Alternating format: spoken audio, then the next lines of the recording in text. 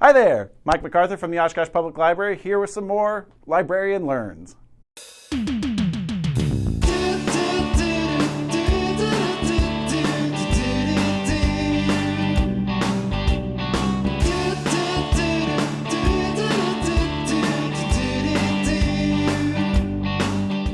This is the series where I take a look at a bit of Oshkosh history that someone's asked me about while I worked at the library.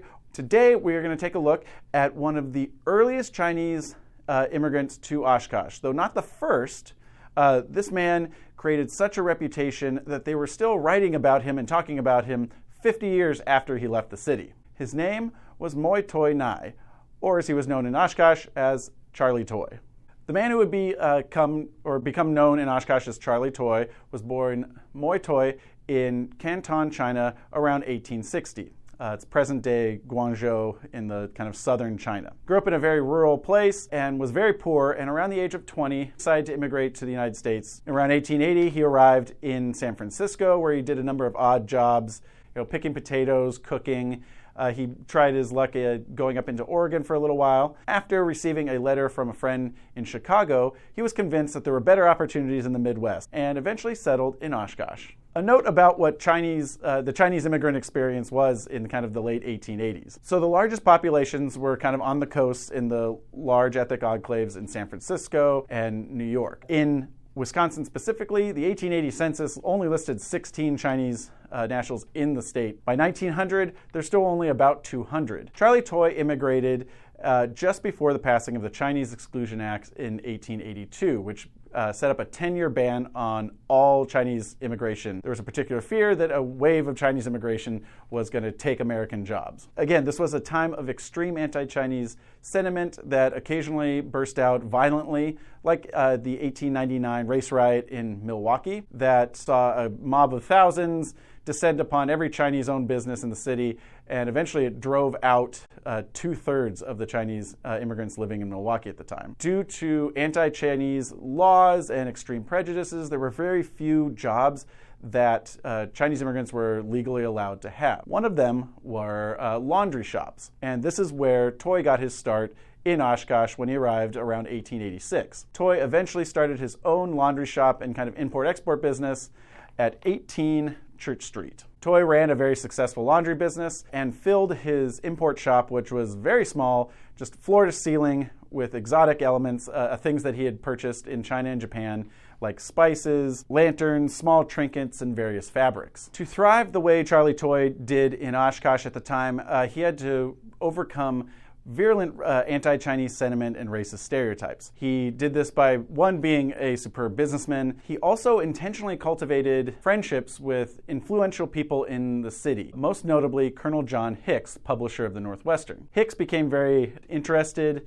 in Toi, possibly just because he saw an interesting story. Again, there weren't many outgoing Chinese immigrants in Oshkosh at the time. But this friendship was mutual in that Hicks got to write a lot about Charlie Toi's business and affairs in the paper. And this friendship definitely helped Charles Toi out a couple of times when he had immigration problems. The first time came in 1898 on a trip, returning from a trip back from China after the death of his first wife. Charles Toi was detained for almost a month in a facility in San Francisco. Letters written by Colonel Hicks, as well as Mayor James Merrill and Congressman James O. Davidson, that secured Toi's release. In 1905, Hicks used his influence to get Charlie Toi's new wife and daughter immigration papers so they could legally come to the United States, which was very rare. After the Chinese Exclusion Act, any immigration that was here was almost exclusively men. Charles Toi boasted that his wife was the only Chinese woman in Wisconsin. Toi definitely bucked the racist stereotypes and kind of endeared himself to a number of people in the city. For example, during the 1900 Boxer Rebellion, the Northwestern wrote a piece where it claimed that the Chinese were an undesirable class of citizens and that 4/5 of the Chinese in the country could vanish and never be missed, except perhaps for our own Charlie Toi. Toi relocated to Milwaukee in about 1901 to expand his business, but he kept his businesses going here in Oshkosh. Around 1902, Toy set his sights on another one of the few businesses that Chinese immigrants could start here, and that was restaurants. At this period in U.S. history, ethnic food generally didn't leave the ethnic enclaves of its people. So, for example, if you were Polish or Italian or German or Irish, you generally weren't eating Polish, German, or Italian food anywhere except where you live. The exception to this was Chinese food. Chinese immigrants and businessmen specifically targeted cities with kind of burgeoning middle classes to expand and move to and open Chinese restaurants. They did this because this expanding kind of burgeoning middle class was yearning for something a little more exotic, something a little fancier or original in their dining experiences. Yet they couldn't quite afford the kind of high-class French cuisine that the kind of upper-class society partook in. Charles Toy had already experienced some success in drawing some interest in Chinese cuisine after making some meals for some friends and catering a wedding. So in December of 1902, he decided to open what I think might be the first Chinese restaurant in Oshkosh. So in early 1903, Charlie Toy purchased the Delmonico restaurant, which was located at 140 North Main Street, roughly where Adventure Games is directly behind me. He brought in a professional Chinese cook from St. Paul, Minnesota, and claimed that the place would be a decided novelty for this locality, and it would be furnished in a totally Chinese character. Like many of the Chinese chop houses, as they were called at the time, it boasted both an American and a Chinese menu. It would serve such Chinese dishes as chow mein, Chinese tea, and a variety of chop sueys. The restaurant opened as the Hong Kong Lo Company in April of 1903, and by all accounts it was very successful right away. However, a fire a few months after its opening kind of prematurely ended the business. Rather than reopen the store here, Toy set his sights on opening a much larger establishment in Milwaukee. The building that housed Oshkosh's first Chinese restaurant served as a number of different restaurants and bars and taverns and businesses over the years.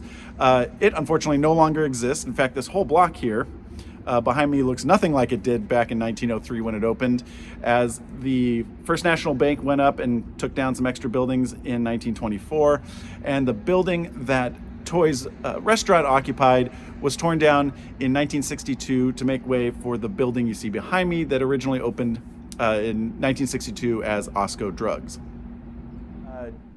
In 1904, Charles Toy moved his restaurant operation to Milwaukee, opening a lavish and very fancy 6-story building at 736 North 2nd Street, Milwaukee. The 6-story building expanded his import-export shop. It also included a billiard hall, club rooms, and a 460-seat theater. Toy became so successful that in the Milwaukee press he was dubbed the Chinese Rockefeller. Charlie Toy fell on hard times during the Great Depression, and especially after the Japanese invasion of China in 1932, his import-export business dried up to nearly nothing. He had to abandon his 6-story fabulous building off of 2nd Street and move into a smaller restaurant building, which he ran in Milwaukee until he moved back permanently to China around 1947. And that amazing building, the Toy building as it was known for, was eventually demolished and to create room for, you guessed it, a parking lot. Moi Toi Nai, aka Charlie Toy, died in his home in China, January 1955. His memory and legacy as an early Chinese immigrant and business owner, entrepreneur, community member in both Oshkosh and Milwaukee was still so strong at the time that his obituary ran in both cities, which is especially interesting in that he hadn't lived in Oshkosh for over 50 years.